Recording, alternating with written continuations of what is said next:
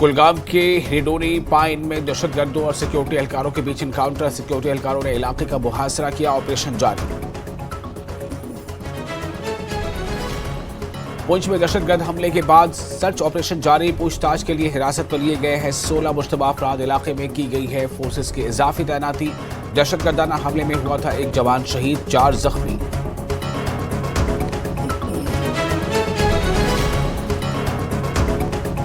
आम चुनाव की तशरीह मुहिम इख्तियार करती जा रही है शिद्दत। आज अहम जमातों के सरकर्दा लीडरान एक्शन में आएंगे नजर। बडगाम में फारूक अब्दुल्ला की बेगा रैली, जबकि अपनी पार्टी के सदर अल्ताफ बुखारी खान साहब में अवामी इजलास से करेंगे खिताब। नेशनल कॉन्फ्रेंस के सदर डॉक्टर फारूक अब्दुल्ला का लद्दाख में इंडिया अलायंस के उम्मीदवार सेरिंग नामग्याल की हिमायत का ऐलान। पार्टी की करगिल यूनिट को हिदायत नामग्याल को वोट देने की हिदायत। कहा, ऐसा न करने पर नहीं रहेगा पार्टी से कोई ताल्लुक।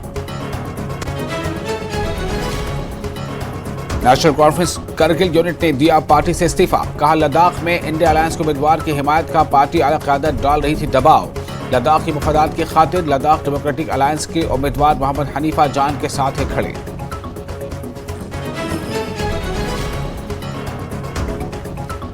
डॉक्टर फारूक अब्दुल्ला की बीजेपी और नरेंद्र मोदी पर तनकीद। मुसलमानों के खिलाफ होने का लगाया इल्जाम। कहा, बीजेपी ने नहीं लड़ी थी मुल्क की आज़ादी की जंग। मोदी की अज़दवाजी जिंदगी पर किया हमला। कहा, जो अपनी बीवी का ख्याल नहीं रख सकते उन्हें औलाद की क्या मालूम होगी कदर। बीजेपी तर्जुमान अल्ताफ ठाकुर का फारूक अब्दुल्ला पर पलटवार। कहा, पहले उमर अब्दुल्ला का बसाएं घर आज़ादी की जंग में नहीं था कोई हिंदू मुस्लिम या सिख। फारूक अब्दुल्ला बौखलाहट के शिकार। इंडिया अलायंस की